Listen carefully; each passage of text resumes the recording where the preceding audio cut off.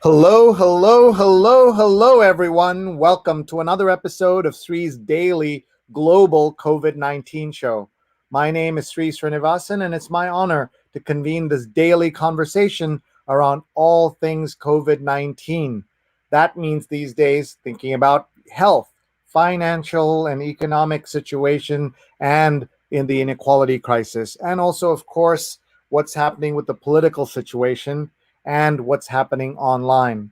Today, we have a very special topic and a special guest, Fighting Disinformation with Melissa Ryan. She's at Melissa Ryan. She spent more than a decade working at the intersection of politics, media, culture, and tech. She uses her expertise to help people, policymakers, and institutions combat disinformation, extremism, and online toxicity. She's the CEO and Chief Strategist of CardsStrategies.net. We'll talk about disinformation and so much more and learn about her work, as well as tips on how we can stay safe this election season and beyond. You'll meet Melissa in just a minute. Hi, everybody. I'm Sree, and I'm so grateful that you're here with us. I'm the Marshall Loeb Visiting Professor of Digital Innovation at Stony Brook School of Journalism and co-founder of Digimentors, a social, digital, and virtual events consulting company. Our motto: don't cancel your event without talking to us. Don't even plan your virtual event without talking to us. We love geeking out on how virtual events, talk shows like this work. Email me and we can chat. I also want to say that we've done events for 50 people and 100,000 people. Surely your event is somewhere in between those numbers. We're going to meet Melissa and talk to her in just a minute. In the meantime, we're live on Facebook, on Twitter, on YouTube, and on LinkedIn. Please share this with your friends. Tag them right now, and they can join us as we talk, and they can watch right after as well. We're so grateful to all of you. Thank you for being here. And now let me bring our friend Melissa Ryan to come and say hello to all of us. And here we go. She is on screen, and please meet Ryan. Hi. Thank you for having me. Thank you for being here. Why are we both working on a Friday of Labor Day weekend? I know, we need better hobbies. But this is what happens, right? You go all day from one Zoom call to another. At least this is not Zoom. That's true. It's not Zoom, technically. Yes. So my first question always is, how are you? Where are you? And how's your family doing through the crisis? I am doing, it's been a rough couple of weeks. With the Kenosha shooting and increasing far-right violence, and a lot of my work involves tracking that. But I find that work helps me sort of deal with the world. And if I'm working, I feel like I'm at least doing something. I am in Boston, Massachusetts, and I think my family is holding up as well as can be expected in this unprecedented time. Do they worry about you and the topics that you work on? My husband is like remarkably chill about it. I think there are moments when he, particularly when I get a lot of online harassment or threats, that he gets concerned. But for the most part, he, very much understands the risks for both of us that come with the work that I do, and is an incredibly supportive partner. What kind of work does he do? He's a data engineer. All right. So he doesn't get harassed as much as you do online. No, not really, no. So, I mean, we're laughing because I like to say if we don't laugh, sometimes we'll just cry all day, given everything that's going on. So tell us about your work. Tell us about the role that disinformation plays in our lives. We'll get to the politics, but just generally, it isn't just about the elections, is it? No, it's not about the election. It's interesting because I got into this because I, for years, did digital and social media for political campaigns and progressive nonprofits.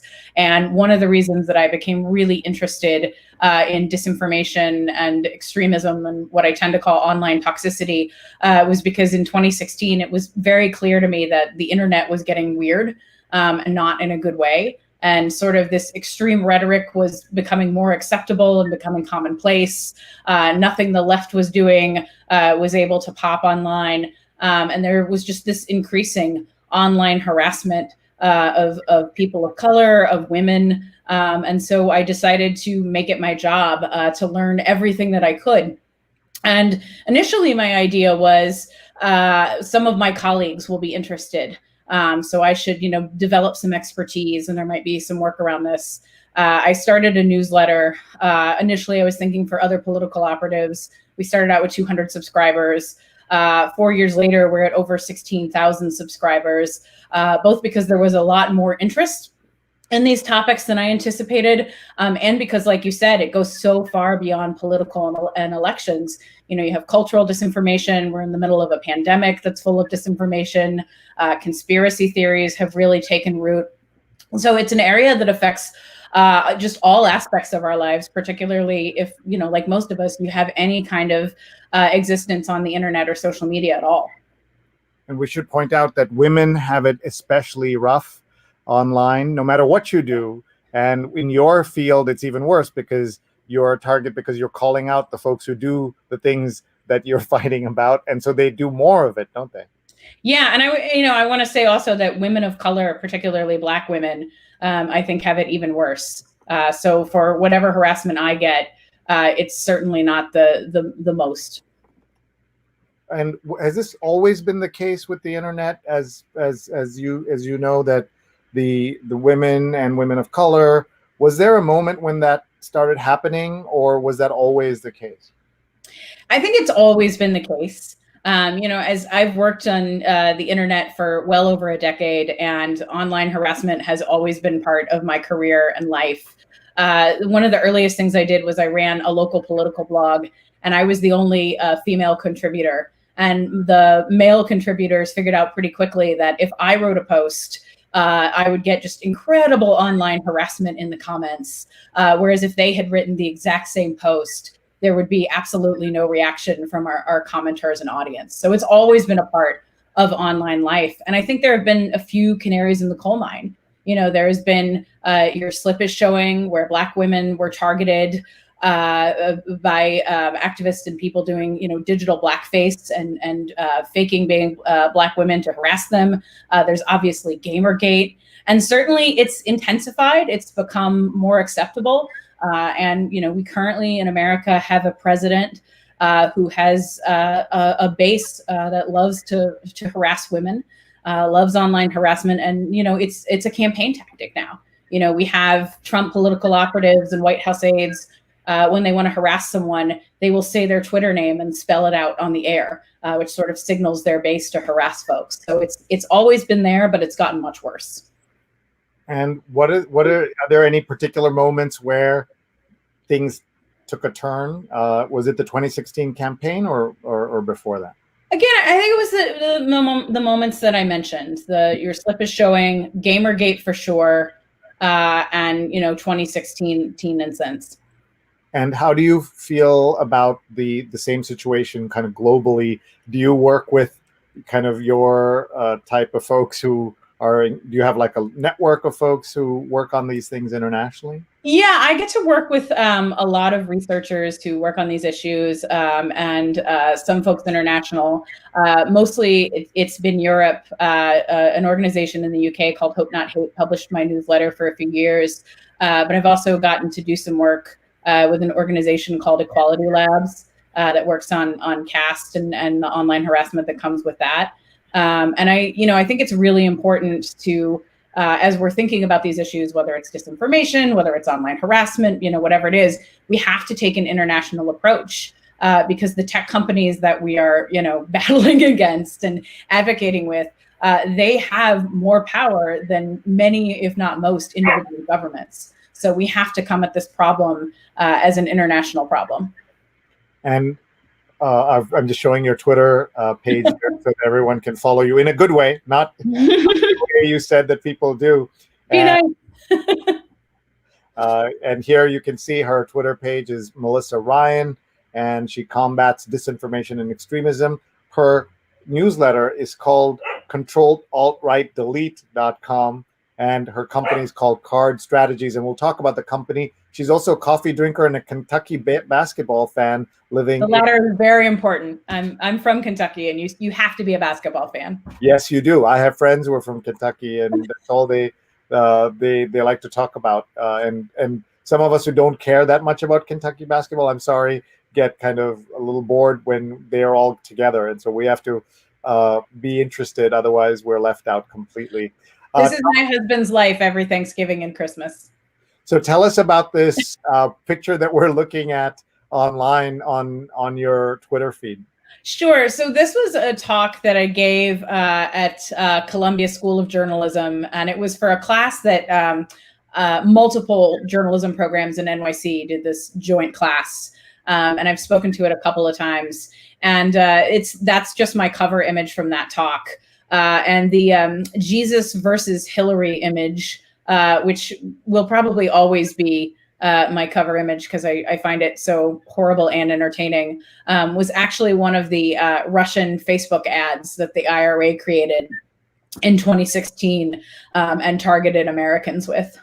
And we'll talk about how all of that happened. I'll just tell you that I looked at that photograph and said, that looks familiar. I was a professor at Columbia for 20 years in the journalism school. I was the faculty coordinator of the redesign of that lecture hall. Not this iteration. Now it's really beautiful. But about 20 years ago, I knew nothing about architecture or anything, but they needed a junior faculty member to be the coordinator. So we took out the library and made it into that hall about 20 years ago. So nice coincidence to see the Columbia J School lecture hall again. So and what a important auditorium and an important audience that you were able to talk to journalism students and faculty members or from around New York City.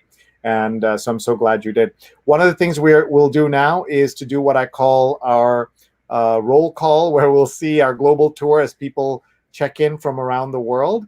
And they may have questions. So first, if you've been to any of these places, let us know. If you know any of the people, let us know. If you would like to go to any of these places, let us know. Somebody said, I don't want to call it a bucket list. I want to call it a life list. And so you can treat it anyway. Also, if you have a favorite restaurant or memory from the place, okay. Because what is happening, as you know, is that we are not traveling. And so this show has turned into a part travel show for no reason. Oh, I travel. Valsa is watching from India. Have you been? I have not. Okay. I would love to go. Okay. And Miriam is tagging her friends. And Jonathan Borstein has been watching for 178 episodes in a row. And Jonathan, my hat. Yeah. And he's watching from the East Village. So your favorite memories of New York? Well, I have had many a good brunch in the East Village. I think Veselka, the Ukrainian restaurant, is there. And whenever I go to New York, I like to visit there with friends. If I got the wrong neighborhood, I'm so sorry, New Yorkers. It's okay. We don't expect that much from our Boston friends, so it's all right. Rahajan is watching from Long Island. Have you been?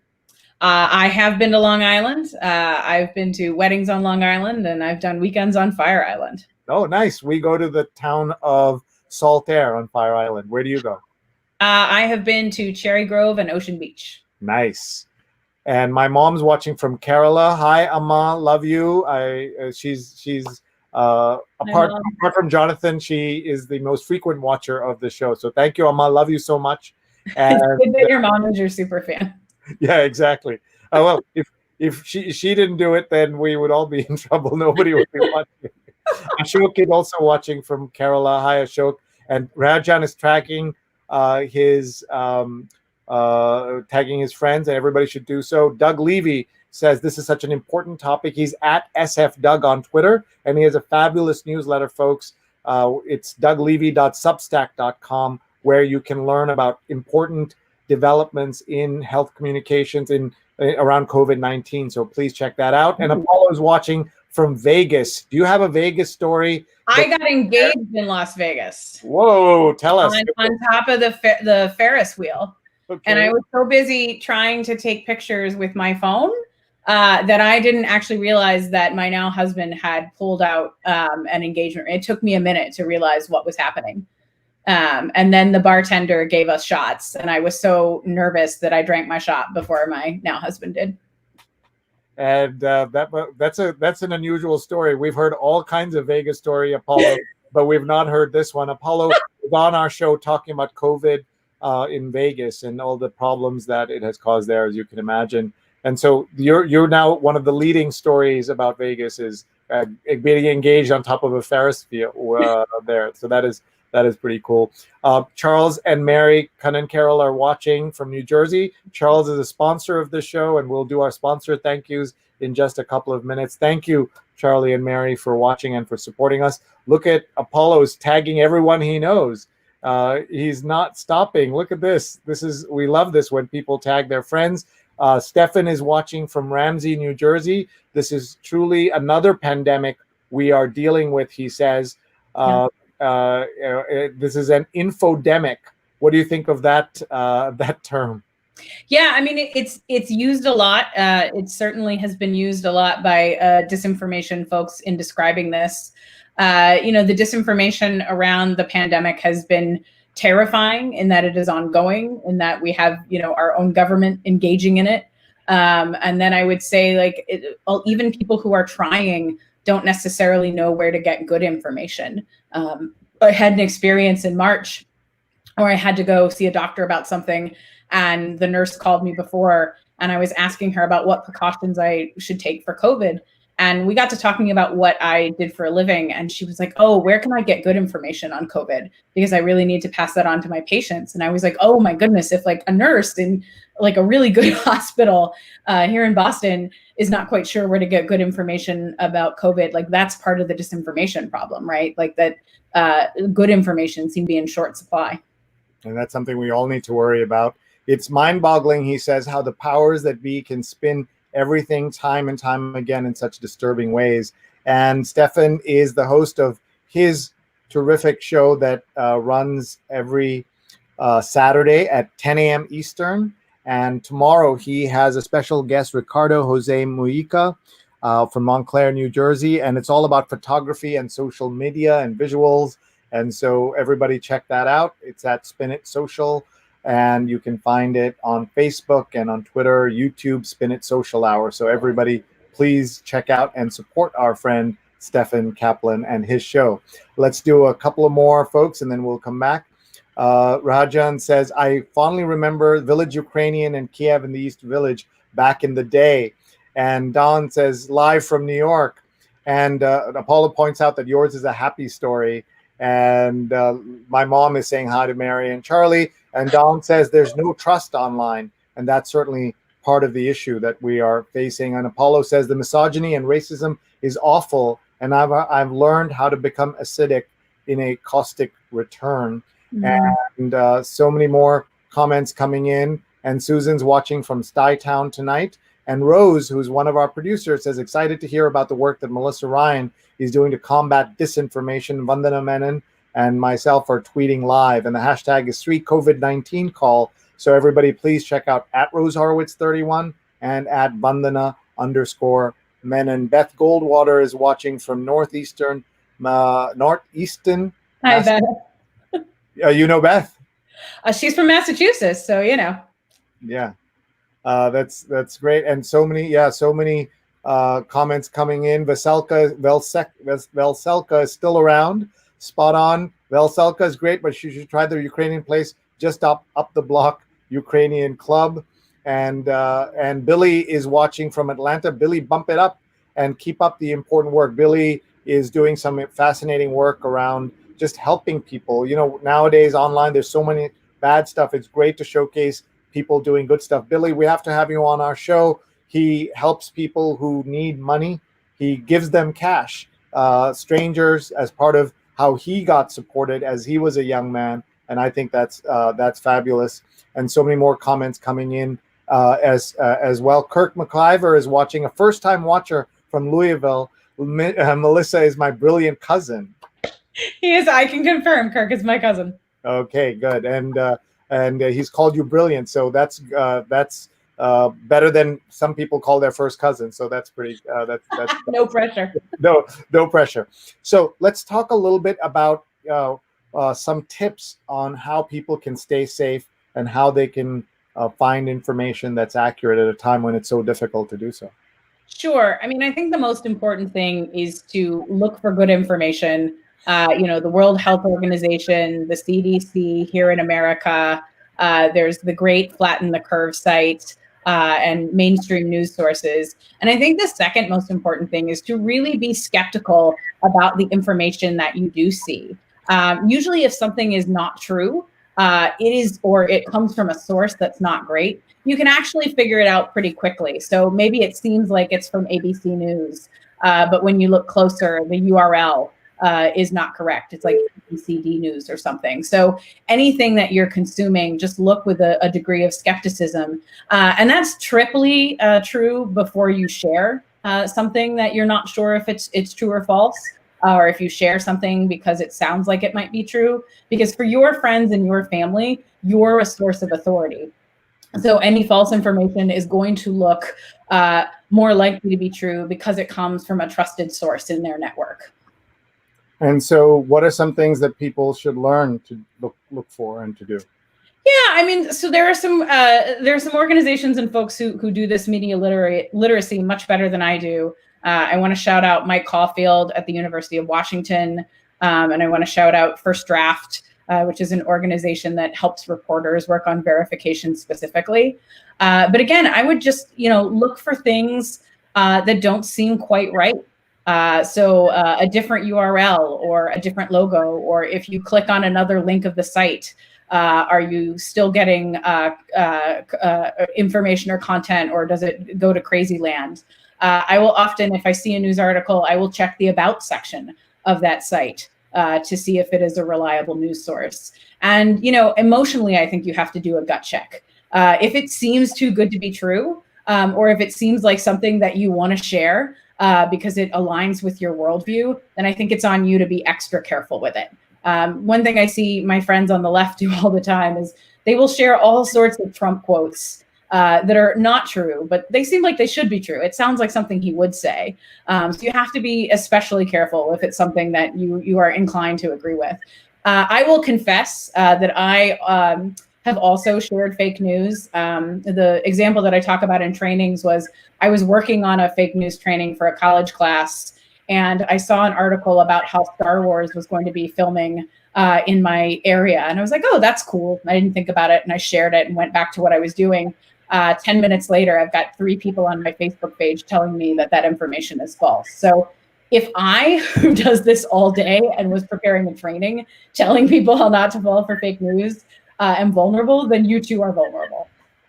Yeah, I've always said that if something online is too good to be true or too bad to be true, it probably is. And you need to be careful. And in terms of Trump quotes, there are so many awful things he actually did say that you don't need to be taken in by the other stuff. And you don't need the fake stuff. And not He's just pretty horrible on his own. Yeah, not just Trump, as you know, there is all these Einstein quotes and Abraham Lincoln quotes that are obviously fake or sound true. But one of my favorite photos is a picture of, or memes is a picture of Abraham Lincoln saying, "I didn't say half the shit people said I say on the internet." That captures really well all the things that people say about and all the fake stuff that's circulated. So when we're going to take a break, partly to give you a chance to catch your breath, but to go into your Facebook and say hello to your family, and also share once again on LinkedIn and Twitter if you haven't had a chance to do that yet. And we're just going to thank our sponsors, and we'll be right back. We're going to give Melissa a moment to just catch her breath, and we want to know what she's drinking when we come back.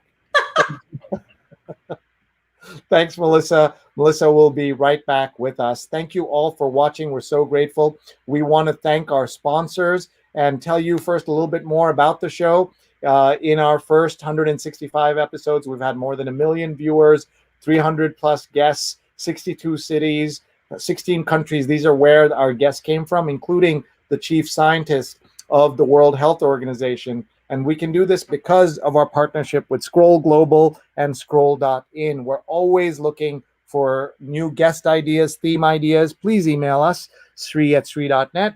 And our archives are at youtube.com/Sreenet, youtube.com/Sreenet. So first, we want to thank our sponsors. We're beginning with a new ad for the Muckrack Academy. free social media fundamentals course that they and I put together. And you can enroll today at mrac.co/social, and you can see how people finish the course, and they put these very nice comments and show us their certificates. And you can find that at mrac.co/social, mrac.co/social. More than 4,000 people have taken that course. So we would love for you to take it as well. mrac.co/social. Promotional consideration also provided by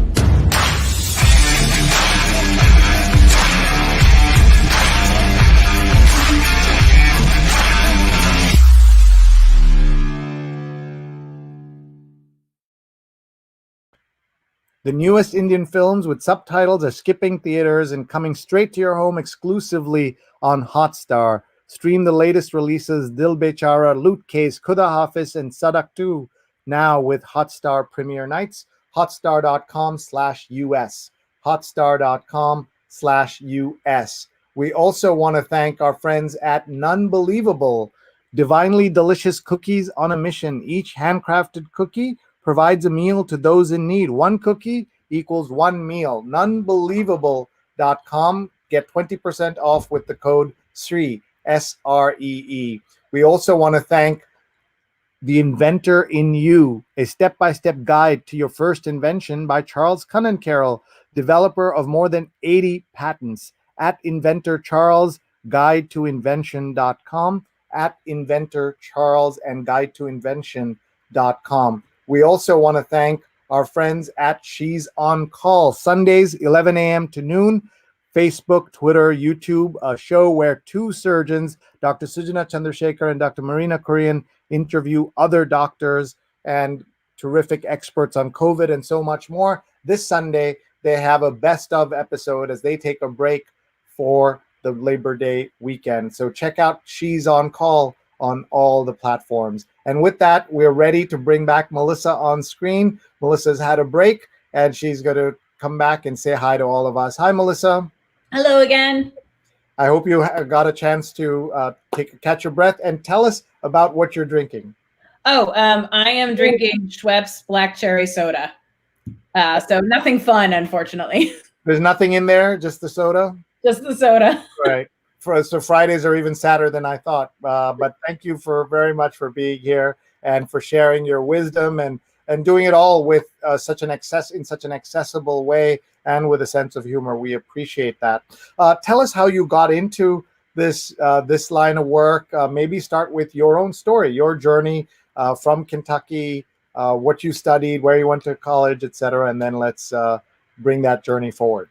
Oh, well, it definitely takes some twists and turns. Ooh, nice. I was born in Louisville, Kentucky, raised in Northern Kentucky and Cincinnati. And I actually went to college to be an opera singer originally, was the plan.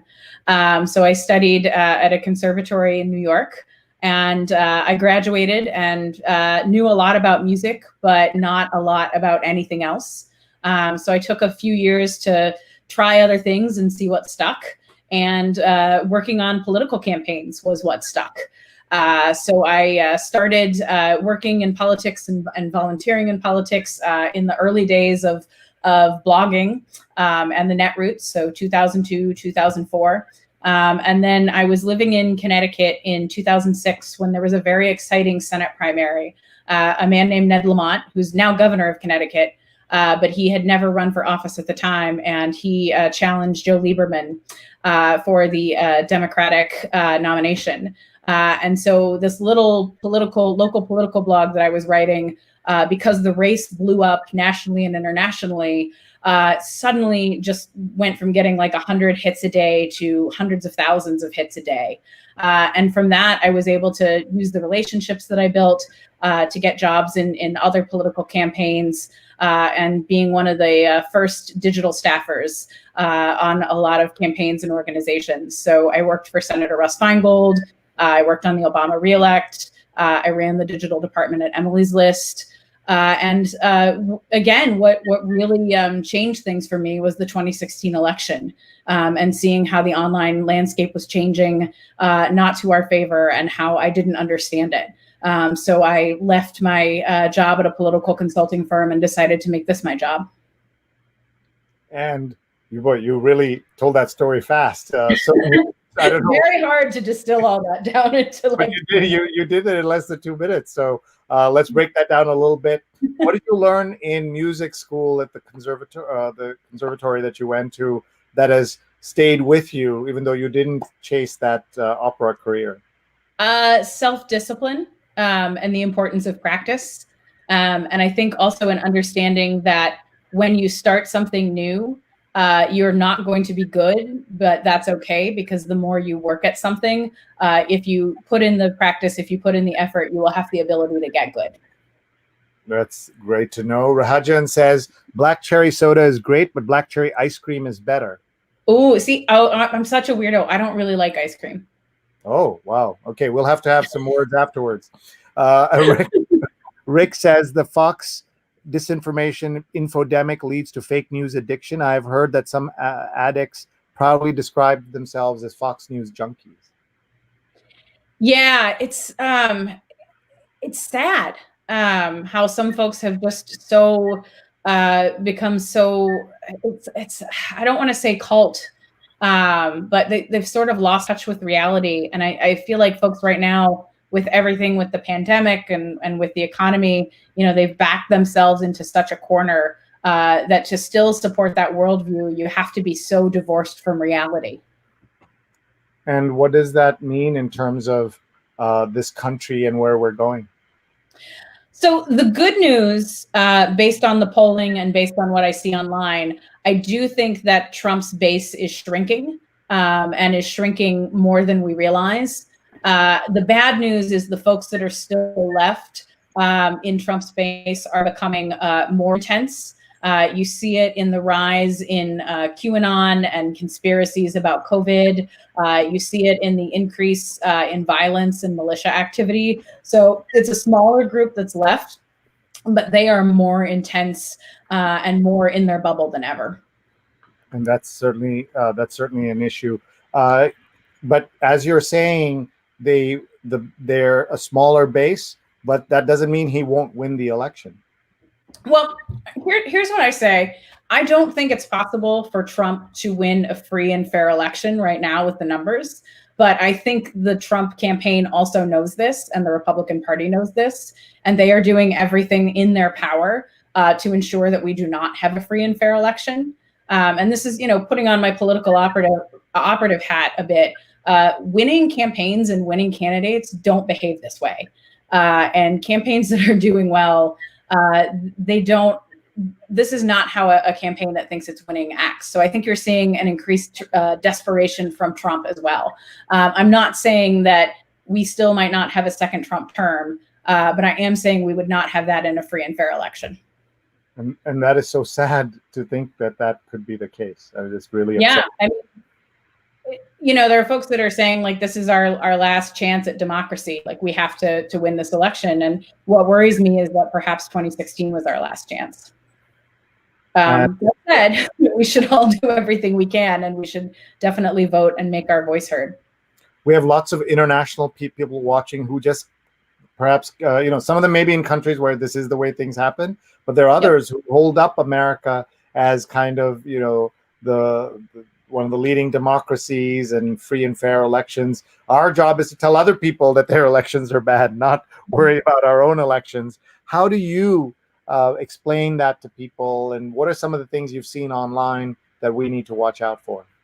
Yeah, I mean, my joke has been for a while was that if we were any other country, Jimmy Carter and the Carter Center would be monitoring our election. And then I can't make that joke anymore because, as it turns out, the Carter Center is going to be monitoring the U.S. election. So that's the stage of things where we're at. I think it's really important for folks to realize the narrative that the Trump campaign is working hard to delegitimize the election and the results to claim it's rigged. They did the same thing in 2016, by the way, when they expected to lose. They now have the power of the federal government. So you see things like them messing with the post office. You see them saying that the election is rigged, attacks on vote by mail.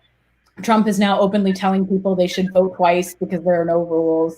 They have just abandoned any norms. And what we're going to see is we also know that this election, we're probably not going to have an election night because we're going to have a large number of people who early vote, who vote by mail because of the pandemic. A lot of states have been working to get absentee ballots and vote by mail out to voters.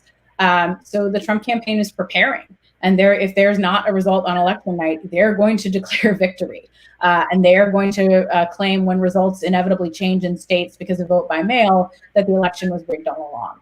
So I think it's really important for those of us who are talking about this online or who are writing about it to really set that expectation that, election night is not going to be how we've known it. And we already know what the Trump campaign is going to say, so that when it happens, there's some expectation setting and some framing around it.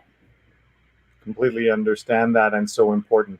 I have a question here from my student at Stony Brook School of Journalism, Jake Basile, who asks, with the sheer amount of disinformation online, many people think this is beyond the realm of human control.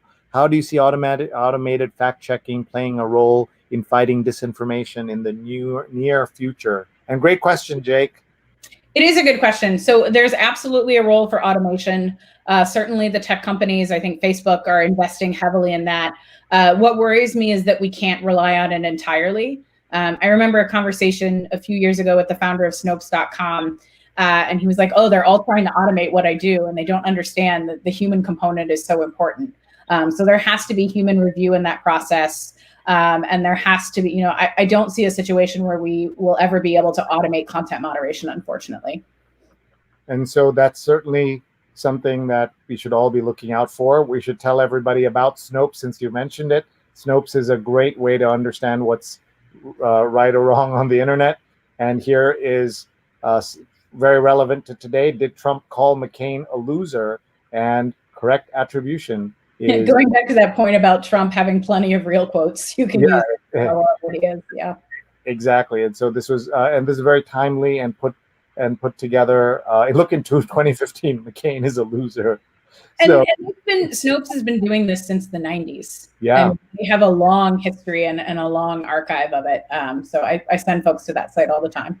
Yeah, I do the same. And so thank you for your question, Jake. Let's keep going and meet other folks. Susan has a quote. The problem with quotes on the internet is that no one can confirm their authenticity. Abraham Lincoln. So that's she's got. What I will often do is Google the quote and then Snopes and see if Snopes has written whether the quote is real or not. Dory Oles is watching and saying hello. Rajan says media literacy should be a mandatory course in high school or a part of social studies. And do you know places where they're doing that? There are these online curricula, including the News Literacy Project and other places that are doing that. At Stony Brook, we have a very big news literacy program, but not enough, I think. Yeah, it's a growing interest. And, I worry about students, although I've also found that, students in high school and college tend to be more internet savvy because they've grown up with it. I also think it's really important for seniors, media literacy for seniors, folks who are getting online for the first time, in the past 10 years. And we've seen, with Facebook in particular, there's been a growing audience of seniors because, they want to see pictures of their grandkids.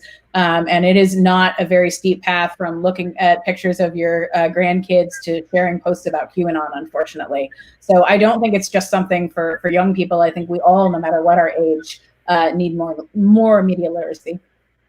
Can you explain as succinctly as you possibly can QAnon for people who are just trying to catch up, right?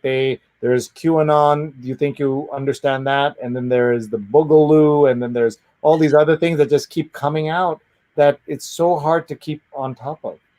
I unfortunately can explain QAnon because I know more about it than any human being should have to.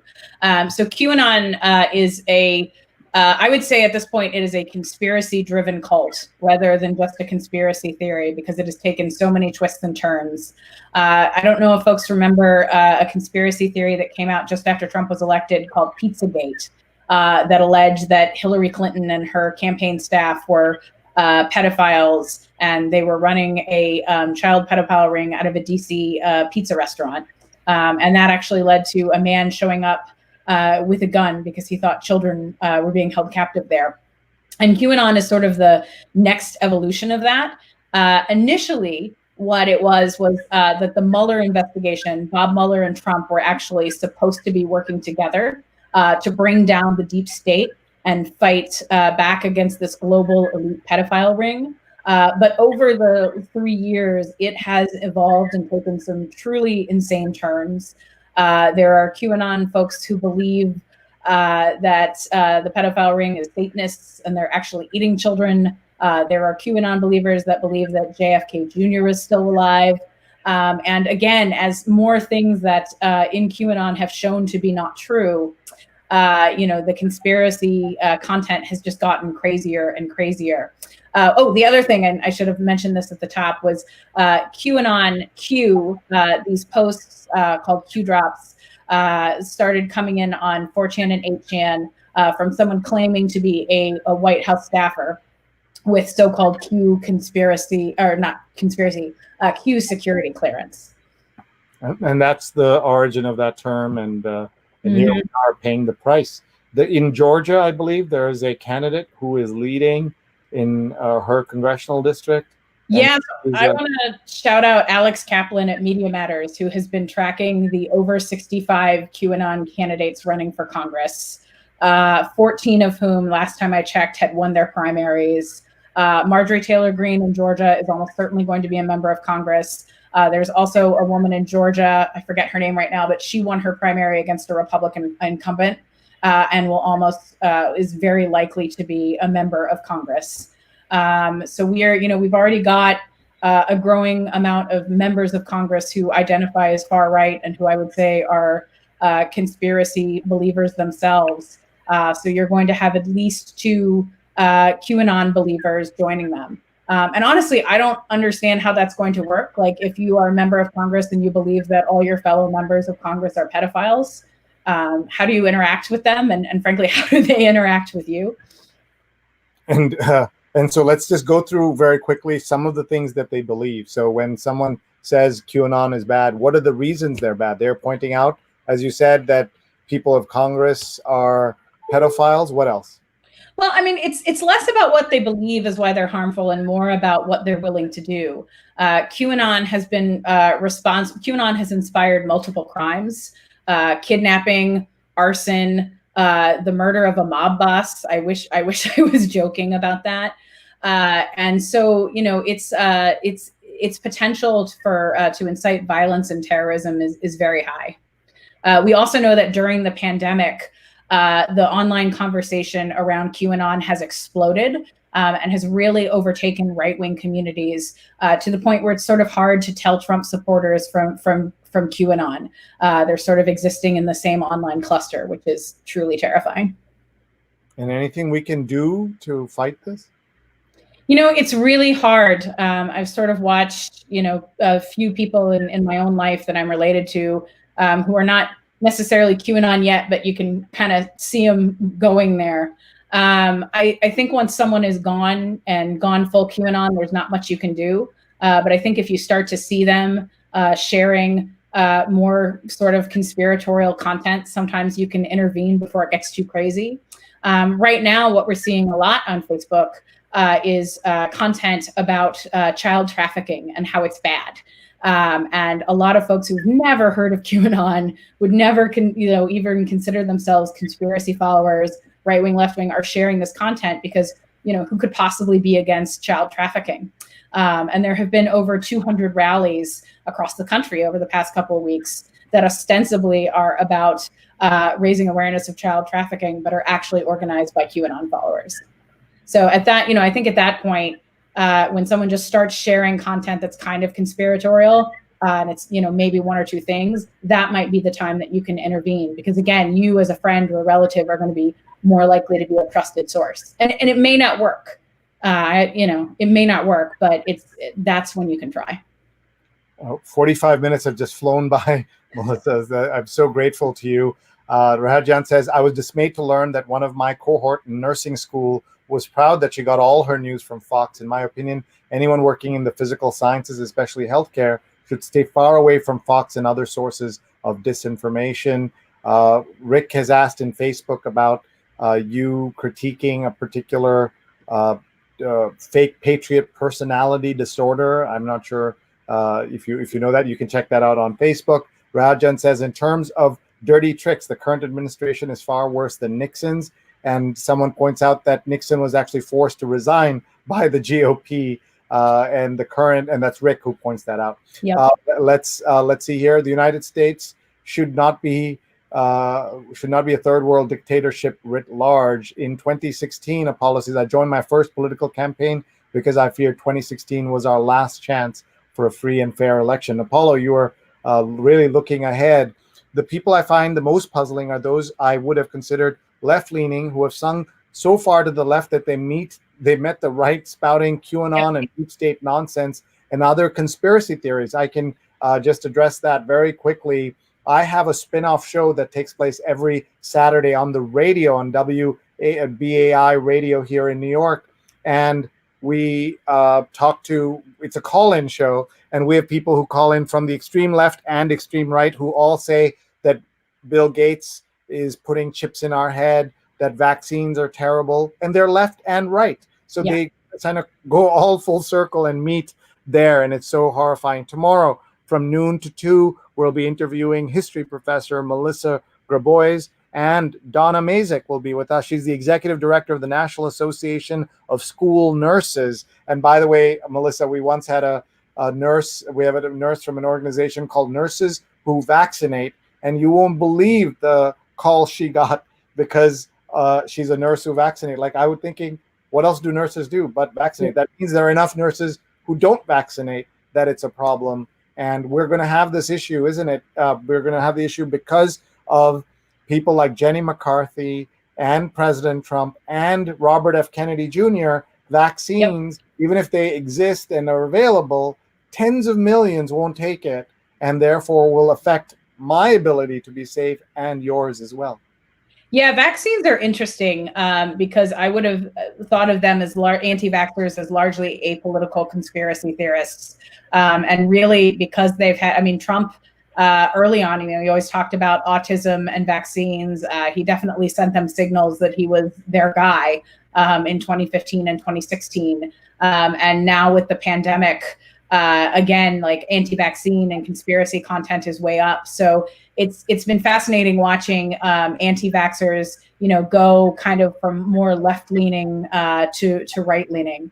And I will give Renee DiResta a shout out. She has been working on disinformation for a long time, and it started with her interest in anti-vaccination conspiracy theories. Can you spell her name so that everybody can? It's Renee, and then the last name is Diresta. And I think she's at Stanford these days. Terrific. Yeah, Renee DiResta. Her Twitter handle is No Upside. Yes. Yeah. So it's No Upside is her Twitter handle, reneediresta.com. Thank you very much. You're very generous with the shout outs. We appreciate that very much. And we connected because I wrote in our newsletter about your recent tweet and your work. What are the things that you've been working on recently? I would definitely say that COVID has been taking up a lot of time and my brain space. I do some work with Friends of the Earth and a group of environmental coalition that has been working on helping the environmental movement combat disinfo for the last year. And we have been tracking a conversation of climate deniers. And one of the things that we found was with COVID and the pandemic, that conversation went from climate denial to conspiracy to COVID-19 and QAnon. And we actually just published that research last week, and the Smog blog wrote it up, which is very exciting. The newsletter, which you have put up on the screen, goes out every Sunday. It is free for anyone to read if you subscribe. And my goal for the newsletter is always to just give folks what do you need to know for the next week, whether that's to do your job, whether that's to be an advocate, whether that's to be a citizen of the world. And this Sunday, we're going to be talking about deep fakes and cheap fakes. So, deep fakes, and what was the other one? Cheap fakes. Cheap fakes. So what one level? I'm just trying to understand. So deep fakes are the ones where they'll put Michelle Obama's head on another woman's body, and you won't be able to tell the difference, perhaps. And a cheap fake is. It's very crudely edited, but it doesn't matter because Trump supporters believe it anyway. So the video of where Steve Scalise or someone put words in activist Adi Barkan's mouth because he speaks with a computerized voice is an example of a cheap fake.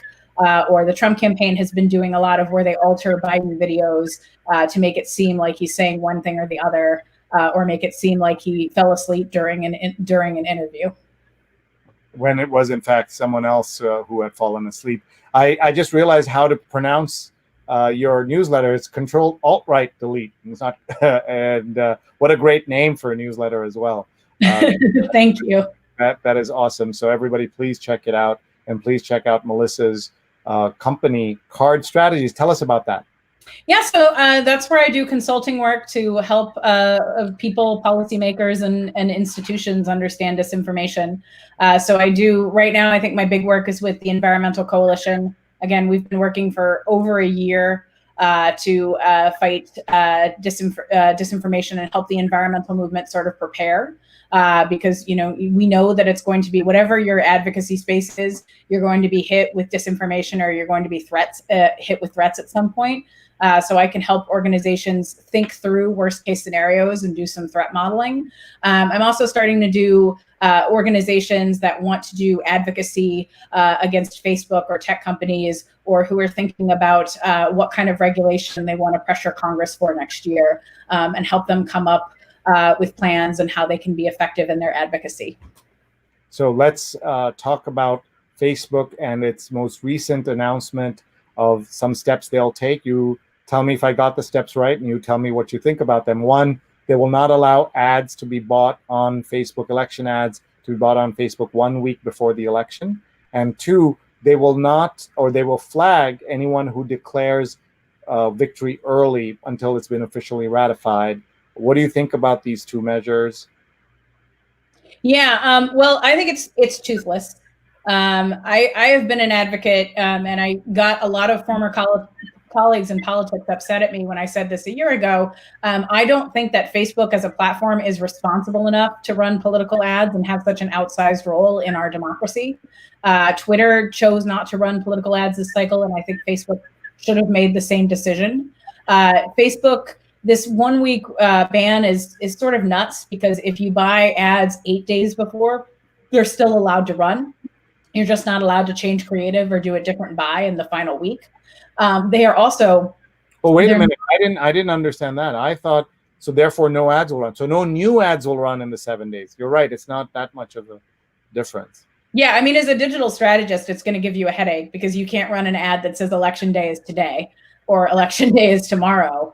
But you also have plenty of time to plan for that and still run your ads. But also, Facebook is still not going to fact check ads. So campaigns can still run ads with disinformation, and this new policy doesn't change it at all. As far as the label, it's maddening, because, again, we know what the Trump campaign is going to do. We know what the game plan is. And if Facebook is not going to remove the content, putting a label on it saying that's not true is not going to change the view of one Trump supporter. Do you feel they're like banner ads? Those manipulated video and other things are already lost their importance? I mean, I think it's so. Avaaz has done a really comprehensive report on how you can correct the record when folks have been exposed to disinformation on Facebook, and Facebook has taken almost none of those steps. And what's maddening is that the tech companies have, the research is out there. Advocates and researchers have done the research, and the tech companies still do their own thing and only take half measures. And my view of that is because Facebook in particular still sees this primarily as a PR problem and not a systemic issue with their business or with society. So what Facebook does is it tries to fix the PR problem and tries to put a Band-Aid on it. And that, keeps them from addressing, the actual issue at hand. It's so sad to hear. Norman Green says, I feel a bit concerned to hear this from the candidate for whom I voted. How do you feel about this? I guess I'm just reading from the URL. Hillary says Biden should not concede the 2020 election under something, something, something. Oh, I don't really have much of an opinion on that. I mean, I definitely know that plenty of people feel in Bush v. Gore that Al Gore should not have conceded when he did. I mean, I think if it's the result is obvious and Biden needs to concede, he's going to. So I don't have much beyond that. And you remember that even there is some precedent for this. First of all, that election took till December with the hanging chads and the I remember. I know you remember. A lot of our younger folks may not remember.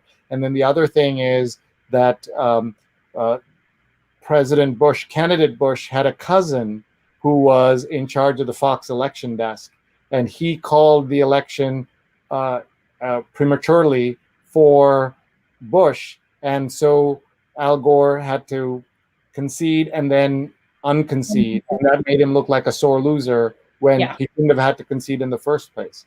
And that's it was a messaging failure of epic proportions. Yeah. Apollo says, I think QAnon is a misinformation deflector for Trump, whose relationship with G. Maxwell, that's the girlfriend of Jeffrey Epstein, gets a pass by them. Speaking of disturbing child trafficking rings. Yeah, I mean, that was an actual child trafficking ring. And they don't. Yeah, it's interesting that the QAnon folks and the far right are sort of obsessed with Epstein. So it was just so weird when Trump just said he wished the woman well. I don't understand that at all. But that is one of the things about QAnon. The one place where I sort of have some like, well, I guess I can understand. It's like, well, we did just uncover this huge, child sex ring. It just doesn't involve every elite and Democrat and Hollywood actor. It involves some people, and we know who they are. Right. Norm says, how do you process the way we covered the Russian collusion story, given the outcome? Yeah. I find it incredibly depressing, both how many mainstream journalists were duped by Russian propaganda in 2016. I think particularly about how many tweets that we know originated from IRA. The IRA was the firm Russia used. How many of those tweets ended up in mainstream news articles. I also find that, the Mueller report and then many Senate intelligence reports have essentially confirmed that there was collusion between Russia and the Trump campaign. And for some reason, we still act like it's a question, or we just don't talk about it anymore. And it's particularly maddening. I will also say it's maddening now because while foreign interference is still a problem, domestic disinformation, I think, is a much bigger problem, particularly from the right. They have learned the best practices and optimized, and we have disinformation coming from the campaign. So on the one hand, I get really upset at how we don't acknowledge what happened with Russian collusion in the media in a comprehensive way. But I also get frustrated when folks seem more concerned with what Russia is going to do than what the Trump campaign and various super PACs are doing now. Thank you. We're almost out of time with Melissa Ryan. She's at Melissa Ryan. Rick asks how they can connect. Check out cardstrategies.net. What does CARD stand for? Control, Alt, Right, Delete. Oh, nice. Of course. Great. And Rahajan says anti-vaxxers should be given their own island country, somewhere that'll be underwater thanks to climate change they don't believe in either. And Rick asks about my show. It's on WBAI.org, noon to 2 on Saturdays, Eastern time. So you can find it there. Rahajan is linked to Renee DiResta and put information. And Rahajan is really doing some work here. Thank you. Mark is saying hello from Durham, North Carolina. Tell us about your visits to the Triangle. I've never been to Durham, North Carolina, but I found out 2 nights ago that a good friend is moving and buying a house there. So I'll have to visit at some point. Yes, I see that in your future. And here's your newsletter, and here's your website. And Mark is asking if you worked with any in the Triangle in North Carolina. I don't believe so. I might have done. Sometimes I'll do webinars for indivisible groups or local activist groups. but I don't have any immediate memory. And here is some more information. So many comments coming here. We won't be able to cover them all. Jonathan says, great info and thank you. Before you go, any, if you can, I know you touched upon this at the beginning, but there are a lot of people who would have tuned in after that. Please give us some things to look for, things to be safe about, how we can stay safe. And also, do you think we can ever get beyond this? Like, is this the whole thing with the pandemic, the terrible infodemic, and everything that's happening seems insurmountable? Is there a time in the future where you think we'll get past this, or are we going to live with this forever? Oh boy, isn't that the $10 million question? I think that if governments take this threat seriously and are able to regulate the tech companies across multiple platforms, across multiple countries, that could make a lot of difference. I think one of the huge problems here in the US, and it's very frustrating as an advocate, is, we've had a Congress that's been non-functional for the past couple of years. So they're not going to do anything to combat this.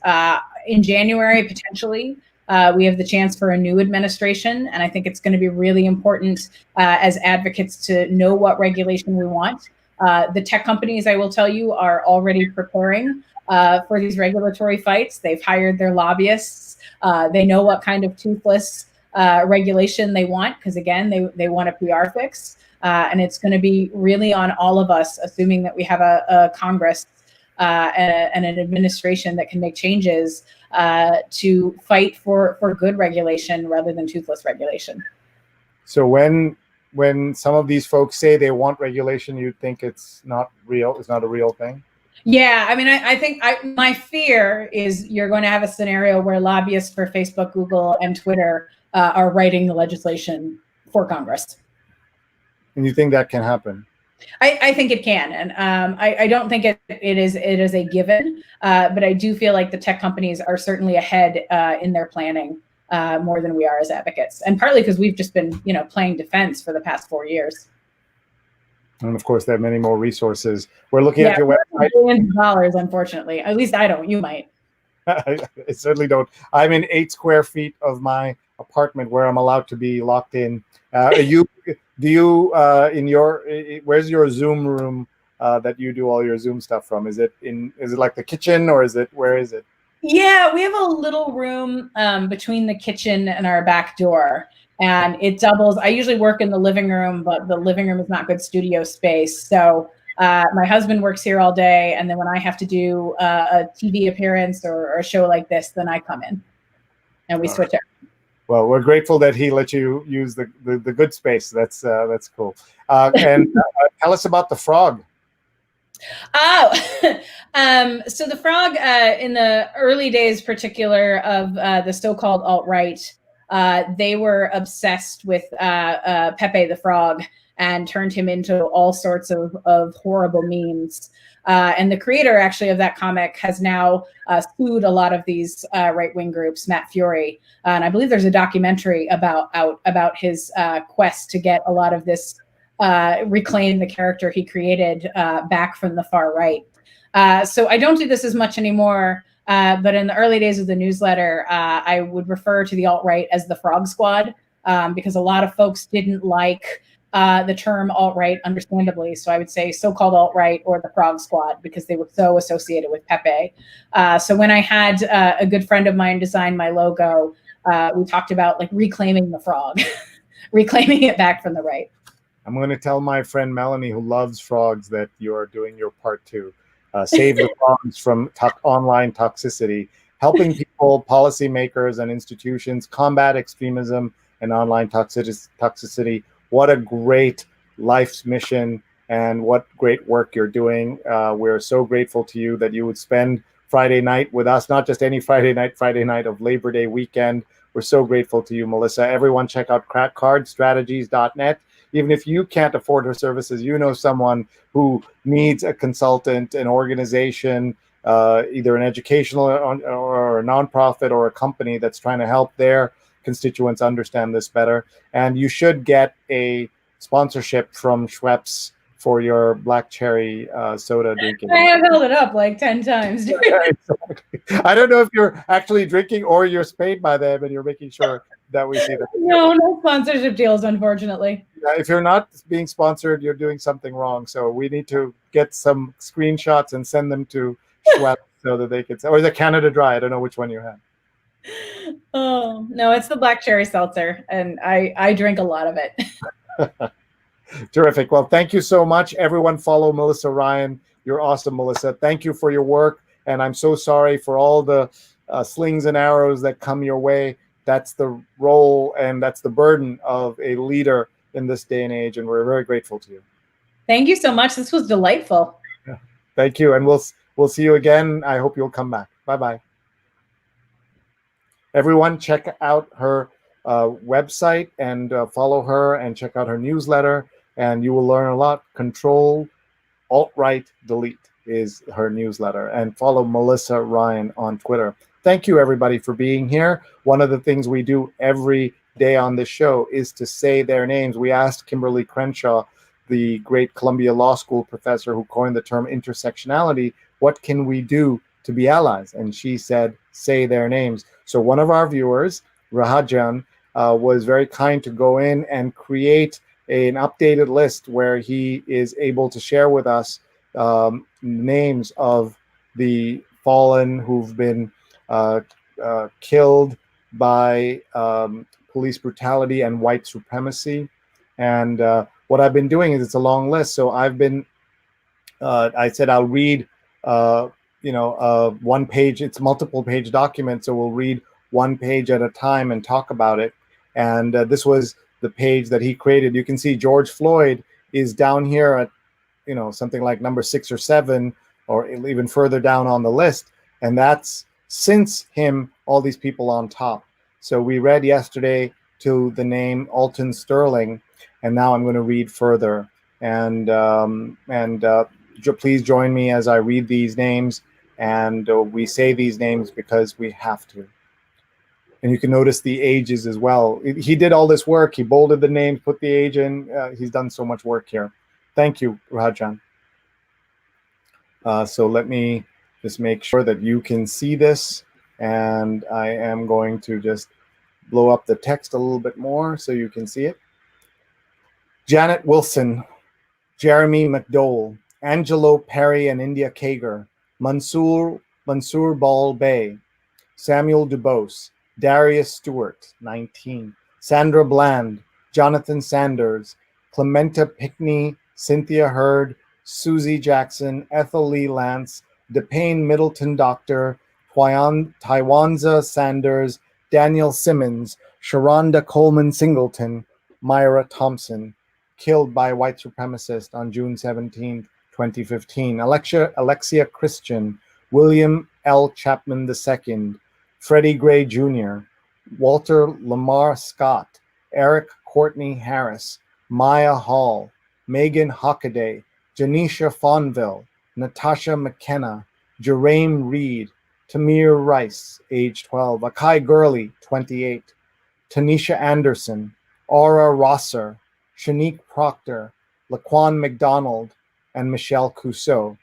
This list goes on and on and on, and we will read the next set tomorrow night.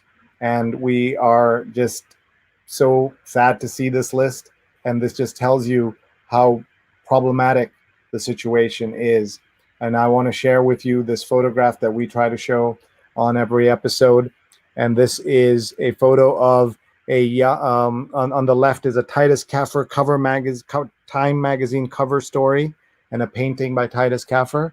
And on the right is a young Larcenia Floyd, who is seen here with her son, George Floyd. She would die 2 years almost to the day that he would be killed in Minneapolis. They're both buried now, as you all know, in Houston. And with that, another episode comes to an end. We are so grateful to all of you for your support of this show, for your interest. We're always looking for 3 things: guest ideas, theme ideas, ways to collaborate and take this to even more audiences. And number 3, sponsors. And so if you know someone who'd like to sponsor a book launch or a nonprofit. We've had people who had nothing to sell themselves, but they would pay for a nonprofit to have an ad run for a week. Why not? That's kind of fun. So contact me. You have my email right here. The ads are very, very inexpensive, and we'd love to bring attention to people, places, ideas that may not otherwise be known. So let's thank our sponsors once again. Nonbelievable.com, divinely delicious cookies on a mission. Each handcrafted cookie provides a meal to those in need. One cookie equals one meal, 20% off with the code Sree, S-R-E-E, nonbelievable.com. We're also grateful to The Inventor in You, a step-by-step guide to your first invention by Charles Cunnincarroll, developer of more than 80 patents at Inventor Charles, and his website is guidetoinvention.com. We also want to thank our events partner, One Shared World, Rise or Fall Together, the OneShared.world Interdependence Summit 2020. Register now at OneShared.world. It's September 17th, 9 a.m. to noon, and it's a free conference with leading names, as you can see, including David Nabarro, the WHO Director General Special Envoy for COVID-19, and the legendary Renee Fleming. OneShare.world. It's a free conference. Tell people around the world that they can join 9 a.m. to noon. We're also grateful to our friends at Muckrack Academy for Fundamentals of Social Media, a free on-demand certification course. You can enroll today, mrac.co/social, mrac.co/social. And we also want to say thank you to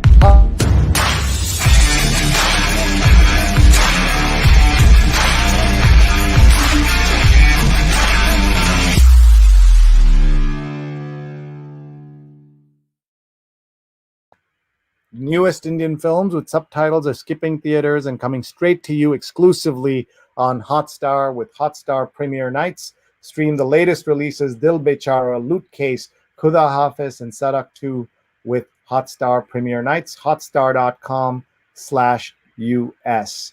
And we have the weekends here, including a long weekend, are not restful days. Here we do multiple shows. We have 5 shows on the weekend, so let's tell you how it goes. It starts on Saturday morning at 9 a.m. Eastern with Engaging Students Beyond Zoom. The next episode of this show, episode 179, Chris Leonard, the consultant and former principal of Sage Day Schools in New Jersey, will be with us.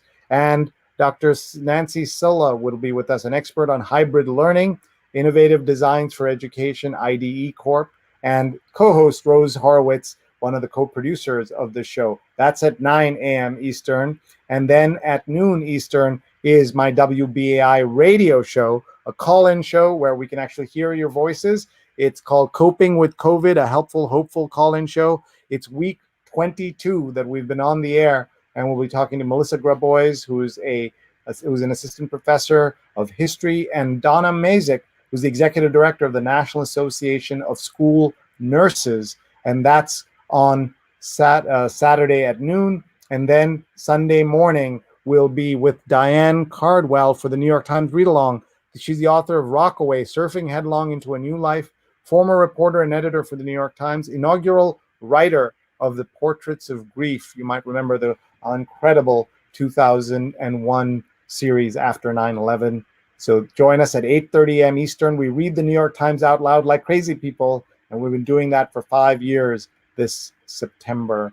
And then after that show is the best of She's on Call, a best of episode. She's on Call Sundays at 11 a.m. Eastern, and you can find on Facebook, Twitter. I'm honored to be co-executive producer of this show. And then on Sunday night is Sunday Night Positivity. It'll be our 180th show, which means 6 months of the lockdown in New York and 6 months of these interviews. We'll have done so many in that time, and we've learned so much. Thank you to everyone who's called this show a lifeline, who has said the show is helpful. You should know the show is helpful to me. And big, big shout out to our producers, Rose Horowitz at Rose Horowitz 31 and Vandana Menon, Vandana_Menon on Twitter. We couldn't do this without them. We're so grateful to them.